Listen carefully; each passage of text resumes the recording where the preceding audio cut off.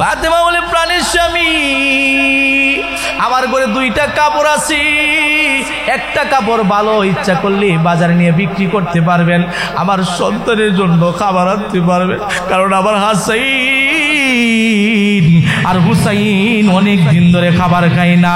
আরে মাসুমাবাদের মুসলমান, ও গাউসিয়ার মুসলমান, আপনার সন্তান যদি খাবার না খাইতে পারি আপনার কলজা পেটে কান্না আসবে রে ভাই, আপনার শান্তি লাগবে না, ঘুমাইতে শান্তি লাগবে না, বসতে শান্তি লাগবে না, কারণ সন্তানের মুখে হাসি থাকলে আব্বার কলজা পর্যন্ত ঠান্ডা হয়ে যায়, ঠিক কিনা বলেন? সন্তান মা বাপকে খাবার দেয় না, মা বাপ বলে দুঃখ নাই, আমার সন্তান যদি ভালো থাকে, আমার সন্তান যদি আরামে জিন্দগি করতে পারে, আমাদেরকে না খাওয়াইলো কোনো সমস্যা নাই, ঠিক কিনা বলে? বলেন প্রাণের স্বামী যান বাজারে যান, কাপড় বিক্রি করেন, দেখেন আরেকটা কাপড় আছে অনেক তালি দেওয়া, আমি ফাতেমা ঘর থেকে বের হতে পারবো না, করে তাইকা নামাজ পড়বো, তোমার জন্য খাবার বানাইবো। ও স্বামী, কাপড়টা পরে আমি কোনো ভালো পরিবেশে যাইতে পারবো না। আল্লাহর নবীর সাহাবীকে পাঠিয়ে দিলেন বাজারে যাওয়ার জন্য। আলী মার্কেটে গিয়ে এই শাড়িটাকে 6 দিরহামে বিক্রি করলেন। কয় দিরহামে? আরো জোরে বললেন, কয় দিরহামে? যাই মাত্র 6 দিরহামে বিক্রি করলেন। আলী 6 দিরহাম নিয়ে হাসাইন হুসাইনের জন্য গোশত আর রুটি কেনার জন্য যখন দোকানের দিকে রওনা দিলেন, একজন ভিক্ষুক এসে বলে, আল্লাহর রস্তে আলী দে রে, এ আলী আমার স্ত্রী সন্তানটা না খাইয়া কান্না করে, এ আলী আমার স্ত্রী সন্তানদের মুখে আমি খাবার দিতে পারি না, আমি কেমন পুরুষ হইলাম, আমার স্ত্রী সন্তান খাবার খায় না, দে আমার স্ত্রী সন্তানের মুখে একটু হাসি ফুটবে। এই ভিক্ষুক বলেন, আল্লাহর রস্তে দে, আল্লাহ তোরে বাড়াইয়া জীবনে, বলেন না সুবহানাল্লাহ। আল্লাহর নবীর সাহাবীদের কাছে যখন আল্লাহর রস্তে দেওয়ার জন্য বলে, সাহাবীরা সব কিছু আল্লাহর রস্তে দেওয়ার জন্য রাজি হয়ে যায়। আর জোরে বলেন না সুবহানাল্লাহ। আলী 6 দিরহাম দান করে দিলেন, আর মনে মনে ভাবলেন, হাইরে টাকা তো আমার না, এটা হলো আমার বউর টাকা, আমার স্ত্রীর টাকা, ফাতেমার টাকা, আমি আমার এই ফাতেমারে কি জবাব দিব? বলবো টাকা দেন না হয় শাড়ি দেন, আমি তো আরেকজনের সম্পদ আল্লাহর রাস্তায় দান করে দিলাম, আবার হাসাইন হুসাইন খাবার খায় না, ফাতেমাও খাবার খায় না। আলী সামনের দিকে যান, সম্পদ আল্লাহর রাস্তায়, চোখের পানি বের হয়ে দাঁড়ি মোবারক ভিজে গেছি। এই সময় একজন ব্যক্তি এসে বলে, আলী রে একটা উট আছে, তুই কিনবে নি? আলী বলে, আমার কষ্টর মধ্যে আরো কষ্ট বাড়াই দিলাম, কিছুক্ষণ আগে 6 দিরহাম ছিল রে, থাকলে কিনতে পারতাম, এখন তো আমার জামাটা ছাড়া আর কিছুই নাই, বলেন না সুবহানাল্লাহ। আলী কান্দিস না, নগদে দিতে হবে না, বাকি আমার কাছ থেকে কিনে নেই, লাভ হইলে তো লাভ, আসলটা আমার দিয়ে দিবে। দাম কত হয়? 100 দিরহাম। 100 দিরহামের বিনিময়ে আলী ক্রয় করে বাজারে গেলেন, আরেকজন লোকের কাছে 160 দিরহামে বিক্রি করে দিলেন, বলেন না সুবহানাল্লাহ। আরো জোরে বলেন না সুবহানাল্লাহ। বিক্রি করে দিলেন, আলী আনন্দিত হয়ে গেলেন। 60 দিরহাম দিয়ে গোশতের দোকানে গেলেন, রুটি কিনলেন। 60 দিরহামের টাকার কিনা আর 6 দিরহামের টাকার কিনা কি একরকম হইব কিনা? আলী 2 হাত ভরে চতুর্দিক দিয়ে খালি বাজার আর বাজার নিয়ে ফাতেমার কাছে হাজির হয়ে গেছে। মার মায়া মহব্বত কেমন সন্তানের প্রতি! এর মাসুমাবাদের মুসলমান যারা মা হয়েছে, যারা বাবা হয়েছে, তারা বুঝে সন্তানের ভালোবাসা কি, মহব্বত। যারা মা বাবা হয় নাই তারা কোনোদিন বুঝতে পারবে না সন্তানের মায়া আর মহব্বত কেমন, ঠিক কিনা? পিতা হাজার কষ্ট করি, কিন্তু সন্তানকে সুখে রাখার জন্য, সন্তান যদি ভালো থাকে, পিতা বলে আমার খাবার নাই, কোনো কিছু নাই, খাবার খায় না, তারপর আমি শান্তি আছি। সন্তানের মুখে হাসি দেখলে মা বাবার অন্তর পর্যন্ত প্রশান্তি হয়ে যায়, ঠিক কিনা বলে? জাবের বলেন, প্রাণের স্ত্রী আয়া দেখ, আমার সন্তানকে শহীদ করে দিয়েছি। এসে প্রাণের স্ত্রী থেকে সত্যি শহীদ হয়ে গেছে। স্ত্রী চোখের পানি ছেড়ে বলে, প্রভু গো, এটা কেমন ইমানি পরীক্ষা নিলেন, এটা কেমন ইমানি পরীক্ষা। আল্লাহ আমাদের ইমান তো দুর্বল, আমরা এই পরীক্ষা পাশ হতে পারবো না। জাবের রাদিয়াল্লাহু তাআলা আনহু বলেন, প্রাণীর স্ত্রী ধৈর্য ধারণ করতে হবে। ইন্নাল্লাহা মাআস সাবিরিন।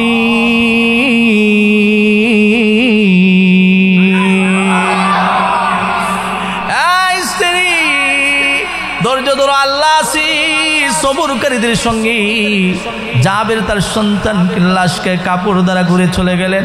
সন্তান বাবার বয়ে বড় সন্তান লাফ মেরে গাছে উঠে গেলেন। জাবের গাছের কাছে গিয়ে বলে, আব্বারে, এ আমার বাবা, আমার সন্তান, আয়, আমি তোর আব্বা আইছি, আমি বললাম তোরে আমি মারবো না, আয় আয় বাসায় আয়। জাবেরের সন্তান মনে করছে আমি তো আমার আপন ছোট ভাইকে শহীদ করে দিয়েছি, না বুঝে আমার আব্বা মনে হয় আমাকে মেরে ফেলবে। তার ভিতরে ভয় কম্পন শুরু হয়ে গেছে। সে গাছ থেকে পিছিলকে পড়ে জমিনে পড়ে গেলে অজ্ঞান হয়ে যায়। জাবের মাথায় পানি দেয়, কিন্তু সন্তানের হুঁশ ফিরে না। আবার তাকায়া দেখে সন্তান ওই দুনিয়ার থেকে বিদায় গ্রহণ করেছে। ইন্না লিল্লাহি ওয়া ইন্না ইলাইহি রাজিউন। জাবের রাদিয়াল্লাহু তাআলা আনহু চোখের পানি ছেড়ে কান্না। জাবির সন্তানের লাশটা লয়ে স্ত্রীকে ডাক দিবেন, স্ত্রী রে, আল্লাহ কেমন পরীক্ষা শুরু করছে। আমাদের ইমান তো বড় ছোট, এবার কেমনে এই পরীক্ষার মধ্যে পাশ করব। আল্লাহ বলছে, পৃথিবীর মানুষেরা রে, ওয়ালানাবলুওয়ান্নাকুম বিশাইইম মিনাল খাউফি ওয়াল জুই ওয়া নাকসিম মিনাল আমওয়ালি ওয়াল আনফুসি ওয়াস সামারাত ওয়া বাশশিরিস সাবিরিন।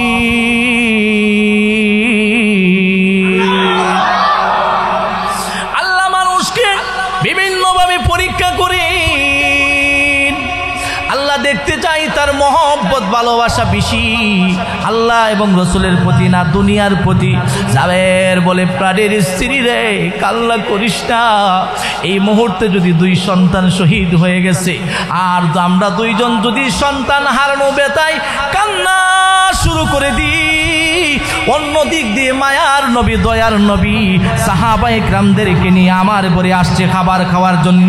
আমার নবী যদি আয়েশা দেখে আমরা কান্না করি, তাহলে নবী তৃপ্তি সহকারে খাবার খাইতে পারবে না।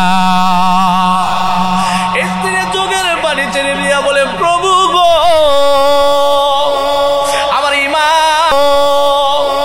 শক্তি দান করো, সাহস দান করো। এভাবে স্ত্রী চোখের পানি ছেড়ে দিয়া কান্দে। জাবের বলে, আর কান্দো না, যাও, সাহাবীরা আসবে, নবী আসবে, খাবারের ব্যবস্থা করতে হবে। আল্লাহর হাবিব রাহমাতুল লিল আলামিন সাহাবায়ে কেরামদেরকে নিয়ে আল্লাহর নবী জাবেরের বাড়ির উদ্দেশ্যে রওনা দিলেন। শত শত সাহাবী নবীজির পিছনে দিয়ে রওনা হয়ে গেলেন।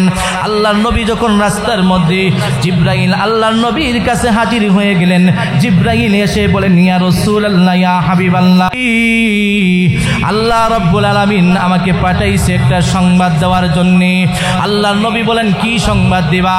জিবরাইল আমিন বলেন, ইয়া রাসূলুল্লাহ, আপনি জাবেরের বাড়িতে খাইলে হবে না, আপনার সাহাবীরা খাইলে হবে না।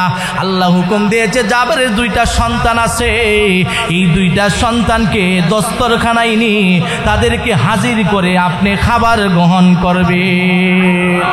আরো জোরে বলেন না সুবহানাল্লাহ, নারায়ে তাকবীর। দিন ইসলাম, দিন ইসলাম, আল কোরআনের আলো, আল হাদিসের আলো, নারায়ে তাকবীর। আল্লাহ নবী রাহমাতুল লিল আলামিন বলেন, জিবরাইল জাবেরের সন্তান গড়ে আছে, জাবেরের সন্তানকে নিয়ে খাইলে অসুবিধা কিসের? জিবরাইল মেন কথা বলেন নাই যে শহীদ হয়ে গেছে। আল্লাহর হাবিব জাবেরের ঘরে গেলেন, সাহাবীরা গেলেন বলে, জাবেরের তোর সন্তান কোথায়? নবী গো, আমার সন্তান ঘুমিয়ে আছে, এই মুহূর্তে ডাক দিলে উঠবেন। ও নবী, আপনি আপনি খান, সাহাবীদেরকে খাওয়ান, তৃপ্তি সহকারে খান। খাবার আনলাম, খান নবী। আমার সন্তান ঘুমাইছে, এটা হলো ঘুমানোর টাইম। বলেন না সুবহানাল্লাহ। নবী বলেন না, তোমার সন্তানকে না নিয়ে খাইব না। ও নবী, এইমার তো ঘুমাইছে। আমার সন্তানের অভ্যাস হলো ঘুমাইলে তাড়াতাড়ি জাগ্রত হয় না, তৃপ্তি সহকারে ঘুমাই তারপরে জাগ্রত হয়। বলেন না সুবহানাল্লাহ। যাবের মানতে কাটাই আর নাউমু কাল মাউত, ঘুম হলো মরণের মতো। মান মাতা ফাকাদ কামাত কিয়ামাতাহু, রাসূল বলে যে মরল তার জন্য কিয়ামত হয়ে গেল, ছোট কিয়ামত। কিন্তু আল্লাহর নবীও জানেন না জাবেরের সন্তান যে শহীদ হয়ে গেছে, দুই সন্তান যে শহীদ হয়ে গেছে। আল্লাহর নবী বলে, জাবের রে, যা যা তোর সন্তানের সামনে গিয়া বল আমি বিশ্ব নবী বলছি আমার সঙ্গে খাবার খাওয়ার জন্যে। জাবের রাদিয়াল্লাহু তাআলা, আল্লাহর নবী রহমতের নবী কথা শুনি দুই সন্তানের মাতার পাশে গিয়া বলি, আরে সন্তান, আল্লাহর নবী বলছে আয় আয় নবীর সঙ্গে খাবার খাইবে। বলেন না সুবহানাল্লাহ। যেই মাত্র জাবের রাদিয়াল্লাহু তাআলা এই কথা বললেন, বলতে দেরি হয়েছে, দুই সন্তান জাগ্রত হইতে একটা মুহূর্ত দেরি হয় না। রহমতে আলম নবী, নবী দু জাহান, সাহাবারা আতর বানাই ওই নবীজির গাম। বলো সাহাবারা আতর বানাই ওই নবীজির গাম। রহমতে আলম নবী, নবী দু জাহান, সাহাবারা আতর বানাই ওই নবীজির গাম। বলো সাহাবারা আতর বানাই ওই নবীজির গাম। ঠিক কিনা বলেন? আরো জোরে বলেন ঠিক কিনা? জানো মানুষ কেমন ছিল আমার নবীজি, যাহার পাগল চন্দ্র সূর্য তারকারাজি। ঠিক কিনা? জানো মানুষ কেমন ছিল আমার নবীজি, যাহার পাগল চন্দ্র সূর্য তারকারাজি। আরো শুনবানি সুন্দর কাহিনী, জান্নাতের রুমে রুমে লেখা নবীর নাম, জান্নাতের রুমে রুমে লেখা নবীর নাম। ঠিক কিনা বলে? আমার নবীর চরিত্র সুন্দর, আমার নবী নিষ্পাপ, আমার নবী হলো শ্রেষ্ঠ নবী। আমার নবীকে নিয়ে বাংলার জমিনে কিছু নামদারি মুসলমান নাস্তিক আছে, আমার নবীকে গালি দেয়। ঠিক কিনা বলেন? আবার যদি বাংলার জমিনের মধ্যে কোন নামদারি নাস্তিক আমার নবীর চরিত্রের উপর কলঙ্কের কালি লাগায়, বাম দৃষ্টিতে তাকায়, বাংলাদেশের সমস্ত মানুষের প্রয়োজন না, এই গাউসিয়ার মাসুমাবাদের এই সমস্ত মুসলমানরাই তাদের চক্ষু উঠাইয়ে কুকুরের নাস্তা বানানোর জন্য যথেষ্ট। ঠিক কিনা বলা? নারায়ে তাকবীর, নারায়ে তাকবীর। দিন ইসলাম, দিন ইসলাম, আল কোরআনের আলো, আল হাদিসের আলো। নারায়ে তাকবীর। আমার নবীর চরিত্র কত সুন্দর, আমার নবী শ্রেষ্ঠ নবী, উনি সাইয়্যিদুল মুরসালিন, উনি খাতামুন নবীন, ওনার পরে কোনো নবী আসবে না। বাংলাদেশে একটা সম্প্রদায় বসবাস করে, যেই সম্প্রদায়টা গোলাম আহমদ কাদিয়ানী একটা মূর্খের অনুসরণ করে, তারা গোলাম আহমদ কাদিয়ানীকে নবী বলে দাবি করে, তাদের অনুসরণরা আছে আমার নবীকে মাইনাস করে, গোলাম আহমদ কাদিয়ানীকে নবী হিসাবে গ্রহণ করে। বাংলার জমিন শাহজালালের জমিন, শাহ মাখতুমের জমিন, অসংখ্য অগণিত উলামায়ে কেরামের জমিন, আলিম উলামার জমিন, এই জমিনের মধ্যে কাদিয়ানীদের কৃষ্টি কালচার চলতে পারে না। ঠিক কিনা বলে? নারায়ে তাকবীর, নারায়ে তাকবীর, নারায়ে তাকবীর। কাদিয়ানীরা কাদিয়ানীরা কাফের, কাদিয়ানীরা কাদিয়ানীরা কাফের কাফের। নারায়ে তাকবীর। আমার নবী রাহমাতুল লিল আলামিন, কেমন মুজিজা দেখাইলেন। আল্লাহর নবী যে বিশ্ব নবী, উনি যে রাহমাতুল লিল আলামিন, ওনার শ্রেষ্ঠত্ব মর্যাদা আল্লাহ দেখাই দিলেন। আল্লাহ তাআলা কিন্তু নবীর মাধ্যমে মুজিজা প্রকাশ করলেন। আমার নবী জাবেরের 2 সন্তানকে নিয়ে খাবার খাইলেন, আর সাহাবায়ে কেরামদেরকে বলেন, সাহাবীরা রে, আজকে তোদেরকে আমি খাবার বিতরণ করব, তোমরা সারিবদ্ধভাবে দাঁড়িয়ে যাও। বলেন না সুবহানাল্লাহ।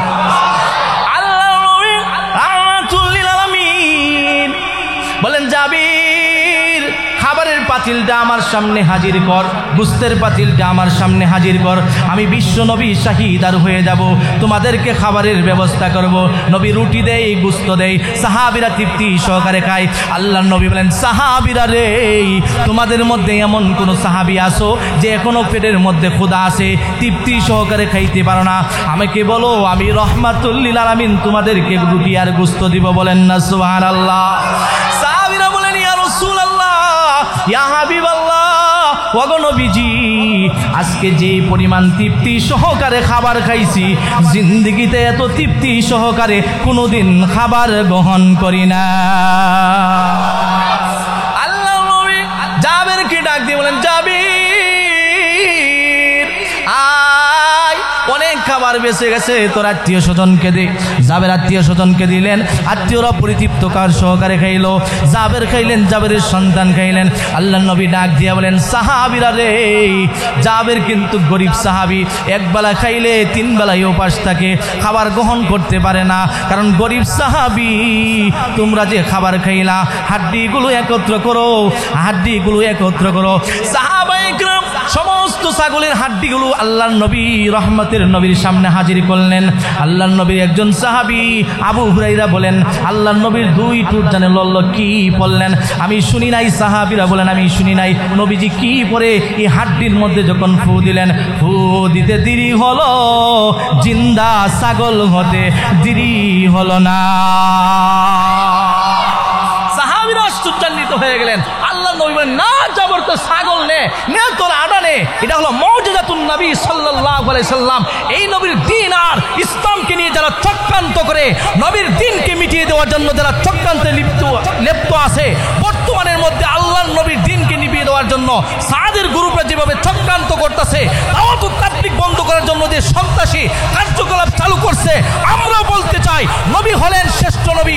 শ্রেষ্ঠ নবীকে যারা মিথ্যা তহমত দেয়, শ্রেষ্ঠ নবীর আল্লাহকে যারা মিথ্যা তহমত দেয়, বলে আল্লাহ হেদায়েতের মালিক না, নবী হেদায়েতের মালিক, বলে নবী রাসূল ভুল করেছে, এই সমস্ত ভ্রান্ত মতবাদ যারা উপস্থাপন করে, এরকম ভ্রান্ত মতবাদের তাবলীগ বাংলার জমিনে চলতে পারে না, বাংলার জমিনে চলতে পারে না। ঠিক কিনা বলে?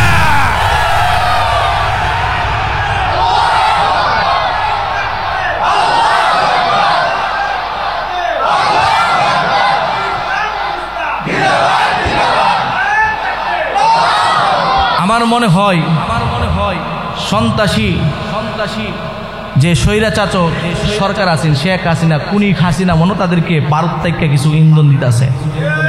আরো জোরে কোন ঠিক কিনা? যে হাসিনা এই বাংলার জমিনে অসংখ্য নিরপরাধ আলেমদেরকে কারারুদ্ধ করে তাদের জীবনের লাইফ নষ্ট করে দিয়েছে। ঠিক কিনা বলেন?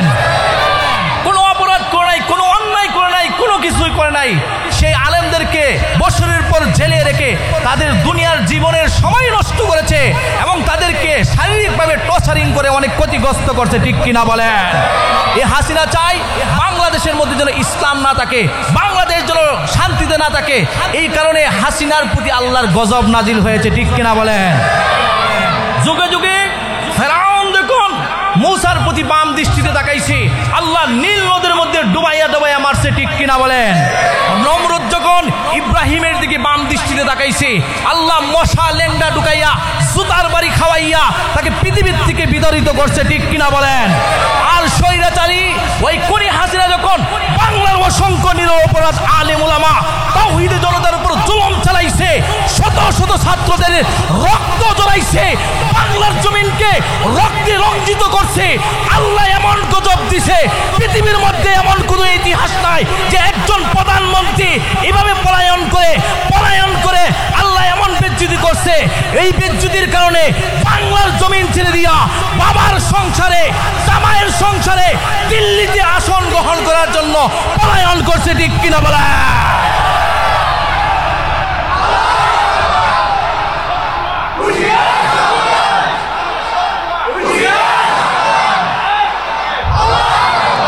আপনারা জানেন বুলতা গাউসিয়া হেফাজত ইসলামের সংগঠন ছিল। আমার একজন ভাই, আপন ফুফাতো ভাই লুকমান আমিনী, মুফতি লুকমান হুসাইন আমিনী, উনি আর আমি বিবাহের অনুষ্ঠানে ছিলাম হবিগঞ্জে। একটা মাহফিল শেষ করে রিসুডে মামুন সাহেবকে জালেমরা চক্রান্ত করে তাকে বন্দি করছে। আমরা ওই জায়গার মধ্যে, আমি যখন বাসায় আসছি, লুকমান সাহেব ফোন দিয়ে বলতেছে, ভাই মামুন সাহেব তো এইভাবে গ্রেফতার আটক করে নিছে। ফেসবুক খুলে চোখের পানি, আমার মোবাইল ভিজে গেছে। পরের দিন শুনলাম লুকমানের নামে 4টা-5টা মামলা হয়ে গেছে। বলেন না নাউজুবিল্লাহ। রিসুটের ঘটনাই ছিল না, এই মামলা দিল, গাড়িপুরার মামলা দিল, দোকানপুরার মামলা দিল, কোকটলের মামলা দিল, সাথে সাথে আমাদেরকে সন্দেহভাজনভাবে আমার নামও তালিকার মধ্যে দিল। 3 মাস পর্যন্ত মসজিদে ঘুমাইতে পারি নাই। আমাদের মসজিদও কিছু সামসা ছিল, তারাও ইন্ধন দিছে। করোনার সময় মসজিদের মধ্যে বলছি যে কাতার সুদা করেন, মানুষের জায়গা হয় না। ওই রকম আওয়ামী লীগের সামসারা আমার উপর হুমকি দেয়, পুলিশ দিয়ে ফোন করে পুলিশের কাছে হুজুরকে গ্রেফতার করাইব। মুসল্লিরা যখন খেপে গেল, সে চুপ হলো।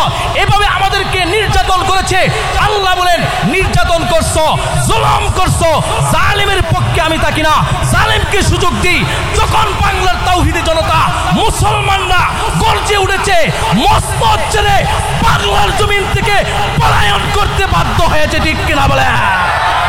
কেউ বুরকা পরে, কেউ শাড়ি কাপড় পরে, কেউ দাড়ি কামাইয়া, কেউ লেন্টা হইয়া, কেউ গাঞ্জা বিচ্চা, এমন কেউ কি বিসি ফাড়াইয়া পর্যন্ত দেশ থেকে পলায়ন করার জন্য প্রস্তুতি নিচ্ছে, ঠিক কিনা বলে? বাংলাদেশের মানুষ দেখাইয়া দিছে স্বৈরাচার শাসক যারা আছে, যারা স্বৈরা শাসক, এদের স্থায়ী হয় না। এই যে সিরিয়া জয় হয়ে গেছে, সিরিয়ার অসংখ্য অগণিত মুসলমানদেরকে নির্যাতন করছে, জানেন কিনা? নারীদেরকে জেলখানার মধ্যে আবদ্ধ করে তাদের সঙ্গে দর্শন করে, অবৈধ সন্তান, যারও সন্তান হয়েছে, বলেন না নাউজুবিল্লাহ। হাজার হাজার আমার মুসলমান মা বোনদেরকে নিরপরাধভাবে জুলুম করে, নির্যাতন করে শহীদ করে দিয়েছে, ঠিক কিনা বলেন? মুসলমানের মুজাহিদ বাহিনী যখন সিরিয়ার মধ্যে গর্জিয়ে উঠছে, উমরের হাতিয়ার নিছে, আবু বকরের হাতিয়ার নিছে, উসমানের হাতিয়ার নিছে, খালিদ বিন ইমানের জজবা যখন তারা জাগ্রত হয়েছে, সিরিয়ার আসাদ পলায়ন করতে বাধ্য হয়েছে, ঠিক কিনা বলে? এমন এক সময় আসবে বাংলাদেশকে নিয়ে এই যে পার্শ্ববর্তী রাষ্ট্র ইন্ডিয়া চক্রান্ত করে, ঠিক কিনা বলেন? গত বছরের আগে আমি 20টা মাহফিল করছি ইন্ডিয়া, এই বছর 20-25টা মাহফিল দিয়েছিলাম, কিন্তু দেশের অবস্থার কারণে যাইতে পারি নাই। তারা যে চক্রান্ত করছে বাংলাদেশকে ধ্বংস করার জন্য, ইলিশ মাছ খায়, আমাদেরকে কিছু দেয় না, ঠিক কিনা বলেন? আমাদেরকে শুকনার সময় পানি দেয় নাই, পানির সময় পানি দিয়ে ডুবাই আমাদের, ঠিক কিনা বলেন? আমাদের সব কিছু তারা বক্ষণ করে, আর আমাদেরকে খাবার হিসেবে তারা গ্রহণ করে, ঠিক কিনা বলেন? আমরাও বলি বাংলাদেশ যেহেতু স্বাধীন হয়েছে, সিরিয়াও স্বাধীন হয়েছে, এমন এক সময় আসবে দিল্লির লাল কেল্লার মধ্যে কালিমার পতাকা উড়বেই, কালিমার পতাকা উড়বেই, ঠিক কিনা বলেন?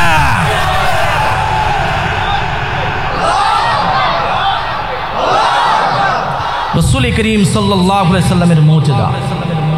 এই জন্য আল্লাহর হাবিব শ্রেষ্ঠ নবী। আল্লাহর নবী বলেন, ও সাহাবায়ে কেরাম, সব সময় আল্লাহর রাস্তায় সহযোগিতা করো, আল্লাহর রাস্তায় দান করো।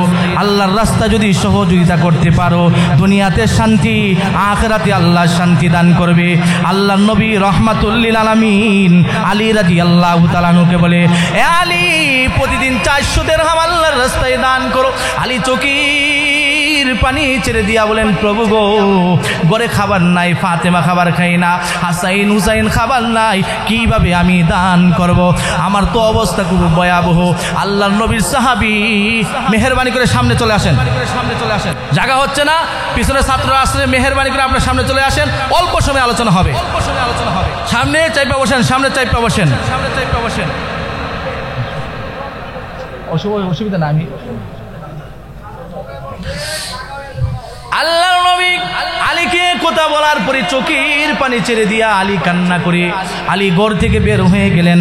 সন্তানের মুখে খাবার নাই, স্ত্রীর মুখে খাবার নাই। আলী রাদিয়াল্লাহু তাআলা আনহু একজন ইহুদির বাড়িতে খাপ করার জন্য গেলেন। ইহুদি শর্ত দিল, আলী রে তোমাকে কিছু দিরহাম দিব, তুমি যদি কূপ থেকে 100 বালতি পানি উঠাইয়া দিতে পারো এর বিনিময়ে কিছু দিরহাম দিব, এই দিরহাম দ্বারা তুমি খাবার খাইতে পারবা।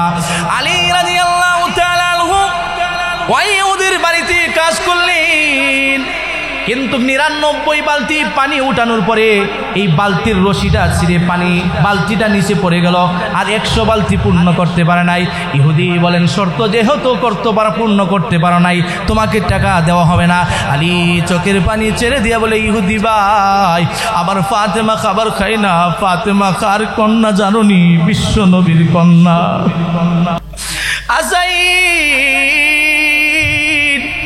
হুসাইন খাবার খাই না রে, দে 99 বালতির যত পরিমাণ দিরহাম আছে দে।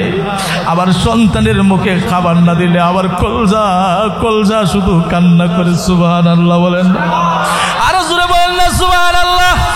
একটা জবান বন্ধ রাখবেন না, আরো জোরে বলেন না সুবহানাল্লাহ। আলী যখন এই কথা বললেন, ইহুদি আলীর গালের মধ্যে একটা চড় মারলেন।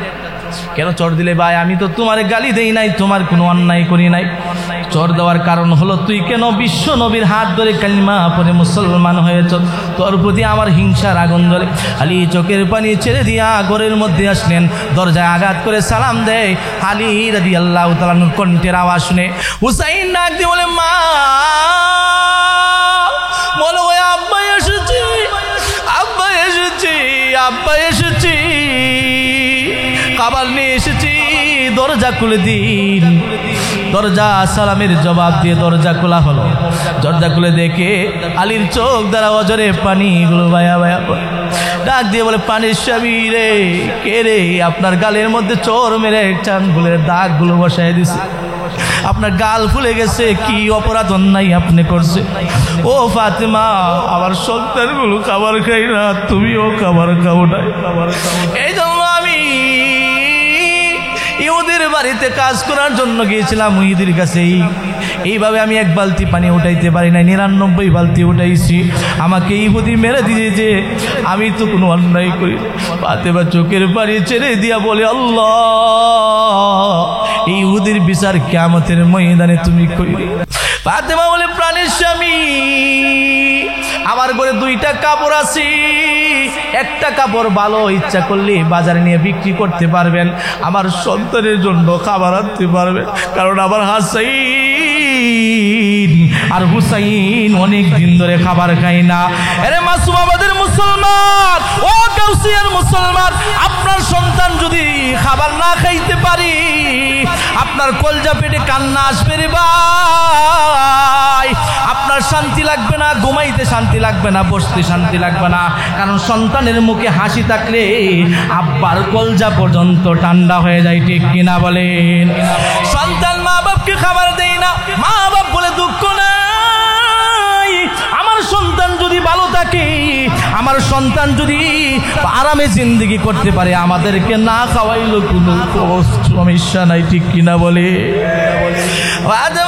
বলেন, প্রাণের স্বামী যান বাজারে যান, কাপড় বিক্রি করেন, দেখেন আরেকটা কাপড় আছে অনেক তালিয়ে দেওয়া, আমি ফাতেমা ঘর থেকে বের হতে পারবো না, করে তাইকা নামাজ পড়বো, তোমার জন্য খাবার বানাইবো।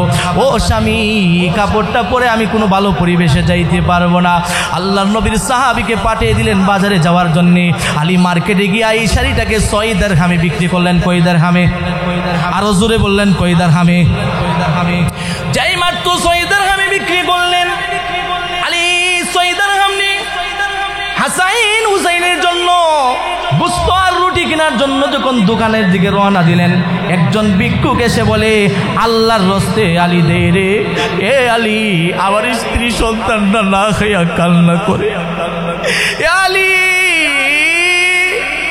আমার স্ত্রী সন্তানদের মুখে আমি খাবার দিতে পারি না, আমি কেমন পুরুষ হইলাম, আমার স্ত্রী সন্তান খাবার খাই না, দে আমার স্ত্রী সন্তানের মুখে একটু হাসি ফুটবে।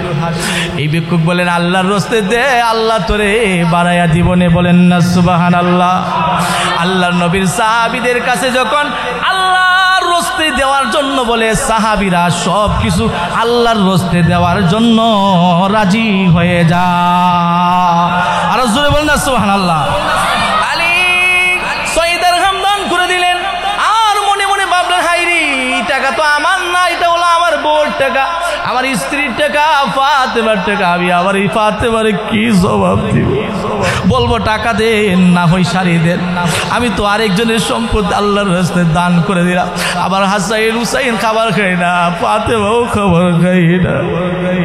আলী সামনের দিকে যায়, চোখের পানি বের হয়ে দাঁড়ি মোবারক ভিজে গেছি। এই সময় একজন ব্যক্তি এসে বলে, আলী রে একটা উট আছে তুই কিনবে নি? আলী বলে আমার কষ্টর মধ্যে আরো কষ্ট বাড়ায় দিলাম। কিছুক্ষণ আগে 6 দিরহাম ছিল রে, থাকলে কিনতে পারতাম, এখন তো আমার জামাটা ছাড়া আর কিছুই নাই, বলেন না সুবহানাল্লাহ। এ আলী কান্দিস না, নগদে দিতে হবে না, বাকি আমার কাছ থেকে কিনে নেই, লাভ হইলে তো লাভ, আসলটা আমারে দিয়ে দিবে। দাম কত? হয় 100 দিরহাম। 100 দিরহামের বিনিময়ে আলী ক্রয় করে বাজারে গেলেন, আরেকজন লোকের কাছে 160 দিরহামে বিক্রি করে দিলেন, বলেন না সুবহানাল্লাহ। আরো জোরে বলেন না সুবহানাল্লাহ। বিক্রি করে দিলেন, আলী আনন্দিত হয়ে গেলেন। 60 দিরহাম নিয়ে গুস্তের দোকানে গেলেন, রুটি কিনলেন। 60 দিরহামের টাকার কিনা আর 6 দিরহামের টাকার কিনা কি একরকম হইব কিনা? আলী 2 হাত ভরে চতুর্দিক দিয়ে খালি বাজার আর বাজার নিয়ে ফাতেমার কাছে হাজির হয়ে গেছে। আসসালামু আলাইকুম, দরজা খুলো। ফাতেমা দেখে যে বাজার আর বাজার, আমার স্বামী এত বাজার আনছে একটা সিরা খাবার বিক্রি করে, এটা আমার বিশ্বাস হয় না। ও স্বামী, এটা কিভাবে আনছো, এটা বলতে হবে। আলী ঘটনা বললেন। আলী বলার পরও ফাতেমা বলেন, না এই ঘটনা তো ঠিক হতে পারে না, এটা তো আমার মনে মধ্যে বিশ্বাস হয় না। কেমনে বিশ্বাস হইব? তুমি তো আল্লাহ নবীর সাহাবী, ইসলাম কি বলে এইভাবে ব্যবসা করে খাওয়া জায়েজ আছে কিনা? তো ইসলাম বলে এইভাবে ব্যবসা করে খাওয়া জায়েজ আছে, অসুবিধা নাই। ফাতেমা বলেন, না তুমি আলী আল্লাহর নবীর সাহাবী, যেই জায়গার মধ্যে আমার নবী, আমার আব্বা বিশ্ব নবী রাহমাতুল লিল আলামিন এখনো জিন্দা আছেন, আমার আব্বাকে না জিজ্ঞাসা করা পর্যন্ত একটা খাবারও ঘরের ভিতরে প্রবেশ করাইব না, বলেন না সুবহানাল্লাহ। আলী চোখের পানি ছেড়ে দিয়ে কান্দি। ফাতেমা বলে, স্বামী নবীজি হাদিসে বলছিল, লা ইয়াদখুলুল জান্নাতা জাসাদুন গুদিয়া বিল হারাম। হারাম যদি দেহে যায় কিয়ামতের ময়দানে আল্লাহর সামনে কি জবাব দিব? আশিকে রাসূল হতে পারবো না, আল্লাহর নবীর প্রেমিক হতে পারবো না, কিয়ামতের কঠিন ময়দানে আল্লাহর সামনে উঁচু চেহারা নিয়ে দাঁড়াইতে পারবো না। না না, আমার নবীকে আমার আব্বাকে না জিজ্ঞাসা করা পর্যন্ত একটা খাবারও ঘরের ভিতরে প্রবেশ করবে না। এরে মাসুম আমাদের মুসলমান, অনেক মহিলা আছে খালি স্বামীরে খালি দৌ দৌ দৌ, আরেক মহিলার কাছে গিয়া বলে আমার স্বামী বেডা ওই বোঝা করে। এর আগে বিডি আছেন কিনা? তেহাজা করলে বেডা ওই স্বামী হারাম হালাল আনছে কিনা এগুলো যাচাই নাই। গাঞ্জা মদ কে বিক্রি করে আনছে, না সুদের কারবার করে আনছে, না জিনা করে আনছে, না মানুষের কাছে টেন্ডারবাজি করে আনছে, কোনো যাচাই বাছাই নাই। শাশুড়ি বা আমার জামাই বুঝা যায় তারও জামাই, তার মায়েরও জামাই, ঠিক কিনা বলে? আরো জুলমান ঠিক কিনা বলে? আরে মুসলমানদের মুসলমান, ও পর্দার আড়ালের মা, ফাতেমা একজন মহিলা, উনিও একজন পুরুষ সাহাবীর স্ত্রী, তুমিও একজন মহিলা। একদিন কি জিজ্ঞাসা করছিলেন স্বামী কই থেকে আনলা, ইনকাম কই থেকে করলা, এটা তো জিজ্ঞাসা করো না। ফাতেমা রাদিয়াল্লাহু তাআলা আনহা আল্লাহর নবী রাহমাতুল লিল আলামিনের দরবারে হাজির হলেন। আল্লাহর নবী মুস্কি মুস্কি হাসে। ফাতেমা মুস্কি মুস্কি হাসি দিকে বলেন, নবী কেন মুস্কি মুস্কি হাসেন? নবীর মুস্কি মুস্কি হাসার উদ্দেশ্য হলো আমার মেয়ে ফাতেমা, আমার মেয়ের জামাই স্বামী আর আলী, উনি আসছে আমাদের বাসায়। দেখবেন মাইয়ারা যদি 10 লক্ষ টাকা দিয়ে বিবাহ দেন, মেয়ে আর মেয়ের জামাই যদি সাংসারিক জিন্দগিতে সুখে থাকে, পিতা মাতা বলে যদিও ঋণ কইরানি সুদের টাকায় নবিয়াজি, তারপরও আমার দুঃখ নাই, কারণ আমার মেয়ে তো স্বামীর ঘরে সুখে আছে, ঠিক কিনা? আরো জোরে বলেন ঠিক কিনা? ফাতেমাকে দেখে আল্লাহর নবী রাহমাতুল লিল আলামিন মুস্কি মুস্কি হাসি বলেন, নবী মুস্কি মুস্কি পরে হাসবেন, আগে মাসালার জবাব দেন। কি মাসালা গো? এইভাবে ব্যবসা করছে, এটা কি হালাল না হারাম? আল্লাহর নবী বলেন, আলী তো বড় আলেম, আলীকে জিজ্ঞাসা করো। আলীকে জিজ্ঞাসা করছি, আলী তো হালাল বলছে। আপনি বিশ্ব নবী, আপনি রাহমাতুল লিল আলামিন, আপনি খাতামুন নবিয়্যিন, আপনার জবান দ্বারা যে বের হবে এটা কোনোদিন মিথ্যা হতে পারে না। ওগো নবী মাসালার সুস্পষ্ট জবাব দেন। আল্লাহর নবী রাহমাতুল লিল আলামিন চোখের পানি ছেড়ে দিয়া বললেন, রে ফাতেমা, এত অভাব এত অনটন, দিনের পর দিন খাবার কাজ নাই, তালিযুক্ত কাপড়গুলো পরিধান করছ। ফাতেমা রে, এই অবস্থায় এত যাচাই করে খাবার কাজ কারণটা কি? ফাতেমা ডাক দিব, ও আব্বা, কিয়ামতের কঠিন ময়দানে মুসিবতের দিনে আল্লাহর সামনে তো আমি আশিক রাসূল হতে পারবো না, কারণ দুনিয়ার জিন্দেগি হলো সামান্য জিন্দেগি। 10 বছর 50 বছর 100 বছর হায়াত থাকবে, কিন্তু দুনিয়ার জিন্দেগির পরে আখিরাতের জিন্দেগি আছে। আর আখিরাতের জিন্দেগি যদি আল্লাহর সামনে সফল না হতে পারি, আমি তো প্রকৃত আশিক রাসূল হতে পারবো না। আল্লাহ না বলছে, ওয়াল্লাযীনা আমানু আশাদ্দু হুব্বান লিল্লাহ, ঈমানদাররা আল্লাহকে বেশি ভালোবাসে, রাসূলকে বেশি ভালোবাসে, ইসলামের বিধানকে বেশি ভালোবাসে, দুনিয়ার সব কিছু বিসর্জন করে দেয়, একটা মুহূর্তের জন্য আল্লাহর বিধান থেকে বঞ্চিত হয় নাই, ঠিক কিনা? আল্লাহর নবী চুপ। হঠাৎ করে জিবরাইল আমিন আল্লাহর নবীর কাছে এসে বলেন, ইয়া রাসূলুল্লাহ, ইয়া হাবিবাল্লাহ, আমি জিবরাইল। আল্লাহর নবী বলেন, এই মুহূর্তে তুমি কেন আসছো? আমি আসছি এই মাসালার সমাধান করার জন্য। এই মাসালার সমাধান কিভাবে হবে? জিবরাইল বলেন, নবী, আপনার সাহাবী দিনের পর দিন খাবার খাই না, তার স্ত্রীর 6 টাকা আল্লাহর রাস্তে দান করে দিয়েছিল। আল্লাহ দেখলেন আলীর চোখ দ্বারা শুধু পানি, হাসাইন হুসাইন কান্দে, ফাতেমা কান্না করি। এই অবস্থা যদি আল্লাহর কুদরতি সাহায্য না হয়, তাহলে ইমানদাররা তো নৈরাশ হয়ে যাবে। আল্লাহ তাআলা আলীর সঙ্গে বিজনেস করলেন, আমাকে বললেন, ওরে জিবরাইল, আর সিদরাতুল মুনতাহায় বসে থাইকো না, আমার নবীর সাহাবী আলীর কাছে চলে যাও, একটা উট নিয়ে দাও, আমার পক্ষ থেকে তার সঙ্গে ব্যবসা চালাইয়ে দাও। আমি জিবরাইল আমিন উট বিক্রি করেছি নবী আল্লাহর পক্ষ থেকে আলীর কাছে। আলী যখন মার্কেটে নিয়ে গেলেন, আল্লাহর পক্ষ থেকে মিকরাইল আবার এই উটটা ক্রয় করছে 160 দিরহামে। আল্লাহর রাস্তায় দান করলে আল্লাহ বাড়ায়ে দেয় না কমায়া দেয়? বলেন আর জোরে বলেন, বাড়ায়া দে না কমায়া দে? আল্লাহর রাস্তায় দান করলে আল্লাহ বাড়ায়া দে। আল্লাহর নবী বলেন, দান করলে আল্লাহ বরকত দিবে। ওরে মাসুমাদের মুসলমান, আজকের মাহফিল কি কালকে থাকবে কিনা? কালকে তো থাকবে না। ইচ্ছা করলো দান করতে পারবেন না, ইচ্ছা করলো এই মাদ্রাসার বদরি কাফেলার সদস্য হতে পারবেন না, কারণ আজকে একটা পরিবেশ, অন্যদিন এই পরিবেশ করা কঠিন হয়ে যাবে। আজকে করে প্রায় 2 মাস আগে আলী ভাই আমাকে দাওয়াত দিয়েছেন, আর এতদিন মেহনত মুজাহাদা করে দেখলাম আপনাদের ইমাম সাহেব অনেক ভালো মানুষ। উনি নিজে মোটর সাইকেল দিয়ে এলাকার মধ্যে পোস্টার লাগাইছে। এমনকি আমি আমাকে ফোন দিয়ে বলতেছে, হুজুর আমি নিজেই পোস্টার লাগাই, কারণ হলো অনেকের কাছে দিলে পোস্টার লাগানা ফালাইয়া দেয়। আছে এরকম ঘটনা ঘটে, পোস্টার লাগানা বাজারে নিয়ে বিচ্ছালা। আমি এক মাদ্রাসার পোস্টার দিলাম, বাজারে বিচ্ছালাইছি নিশিরা, পোস্টার ধরা খাইছি, পরে বিচার হয়েছে, বুঝছেন নি? না, আমি মহব্বত করি। আমি বললাম, আপনার মুসল্লিরা কি এরকম নাই যে আসে? আমার মুসল্লিরা অনেক ভালো, সর্বক্ষেত্রে আমাকে সহযোগিতা করে যা বলি হুজুর দেয়। এরা তো ব্যস্ত মানুষ, ব্যবসা বাণিজ্য করে কাম কাজে ব্যস্ত আছে, তাদেরকে ডিস্টার্ব করবো না হুজুর। আমি নিজেই মাদ্রাসার জন্য আমি নিজেই মেহনত করে পোস্টার লাগাই, আমার মুসল্লিদের কাছে যা চাই মাদ্রাসার জন্য তা দিতে তারা রাজি হয়ে যায়। এত সুন্দর প্রশংসা একজন ইমামের মুখ দ্বারা বের হলো। রে মুসলমান, ও মাসুমাবাদের মুসলমান, রূপগঞ্জের মুসলমান, আপনাদের কপাল বড় দামি, আপনারা অনেক সম্মানিত মানুষ। ইমাম সাহেব আপনাদের প্রতি খুশি, কারণ ইমামকে মহব্বত করেন। ইমাম তো কিছুক্ষণ আগেও দাঁড়ায় বলছে, আমার মুসল্লির প্রতিও আমি খুশি।